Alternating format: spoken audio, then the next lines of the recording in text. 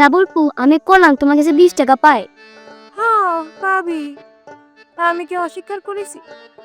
আইসবি তুই আবার কি করলি? ডাবল পু পুপু কতি দুবার ফু কতি হয় না, আমি দুবার পুনাকে একেবারে ডাবল পু কইছি। তোরে হিসাব আমি খুব ভালোই বুঝি। সিডনির কাছ থেকে তুই এই কথাটা শিখছিস না? তাও দি যাবে কেন? শোন তুলি, এই ডাবল পু শব্দটা শুনলি না, আমার মেজাজ কোলাম বেলাইনে নষ্ট হয়ে যায়। তুই আমার ফুপুকে ডাকতে পারলি ডাকবি, আর না ডাকতে পারলি কখনোই ডাবল পু কথাটা কবি না। একটা ভালো ডাক যদি তোমার ভালো না লাগে তাহলে তো আমার আর কিছু করার নাই। এত ভালো ডাকে ডাকার দরকার নেই, তুই আমার খারাপ ডাকেই ডাকবি, আমার তাতেই খুশি। ও ডাবল পু ওই তো কি ডাক? কি রে? চেহারা দেখতে তো জোকারের মতো লাগতেছে, আবার চেহারা সিনা সিনাও মনে হচ্ছে। চলো জুকারের কাছে যাই। শোন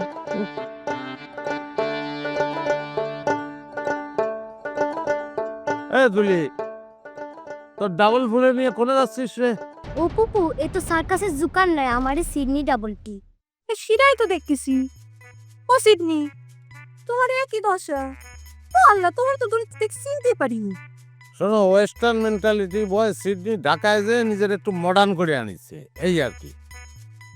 তা আমার এই সাজ পোশাকে যে মডার্ন হয়েছে সেটা কিরাম লাগতেছে বাবালা? জঘন্য, একেবারে সার্কাসের জোকারের মতো। কই আমার তো ভালো লাগতেছে। এসএমবি, তুই ছোট মানুষ, তোর মধ্যে কি ভালো লাগা পছন্দ কোন কিছু জন্মিছে যে তুই বলবি কোনটা ভালো কোনটা মন্দ? এটা ওজন ছাড়া কথা বললা তুমি। ভালো মন্দ বোঝার জন্য বয়স লাগে না, বরং শিশুরা সবার আগে ভালোটা দেখতে পায়। সিডাই সিডাই। হ্যাঁ শোন তুলি, এই যে আমার সাজ পোশাক তোর ভালো লাগিছে, সেই কারণে আমার তরফ থেকে তোর জন্য একটা স্পেশাল গিফট আছে, সেটা আমি তোর দেবো। থ্যাংক ইউ সিডনি ডাবল টি।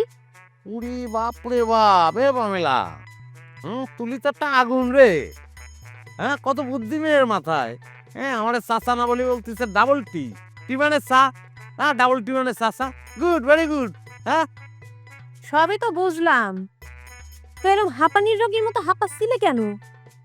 নিশ্চিত তোমার এই গেটাবার সহ্য করতে না পেরে রাস্তার নেড়ি কুত্তারা তাড়ানি দিছে না? আবার একটা অ্যাডভান্স কথা বলি ফেললা, সেটাও দিয়ে যাবে কিসের জন্য?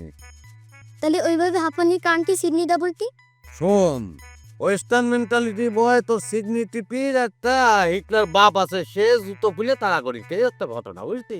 বন্ধু ভাই, এগুলো কোনো কাজ করলে নিজের জন্মদাতা বাবার তুমি পাঠা বলে গালি দিলা, সেই বাপ তোমার জুতো তুলে দৌড়ে দিবে না, কি ফুল দিয়ে পুজো করবে না?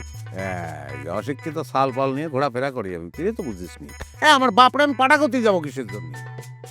শোন, ড্যাড, ড্যাডি, পাপা, বাবা এসব শব্দ পুরনো হয়ে কইছে গেছে।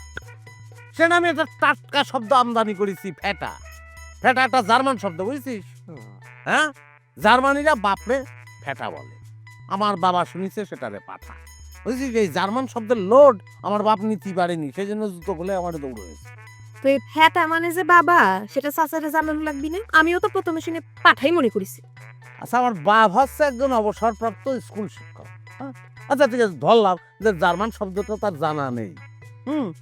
তো শব্দটা কি সেটা ব্যাখ্যা করার সুযোগ তো আমার দিতে হবে। সে যে সুযোগ না দিয়ে জুতো নিয়ে আমার তারা করলো, তাতে কি হলো? কি আমার মান সম্মান কি থাকলো? বাঁচলো আমার মান সম্মানটা? তোমার মান সম্মান আছে? তাহলে তো নিত্য নিত্য এসব আকাম করতে পারো না। চল তুলি, চলো। আমার ঝামেলা হয় কি জানি কোন, আমি আসলে একটু যুগের তে অ্যাডভান্স একটা সাল তো, এই গ্রামগঞ্জের এইসব খেদি মুসিটা তো আমার বুঝবে না। আমার সবচেয়ে বড় দুঃখ কি জানি কি, বাপটারে মানুষ করতে পারলাম না। বা মানুষ করতেই পারেনি।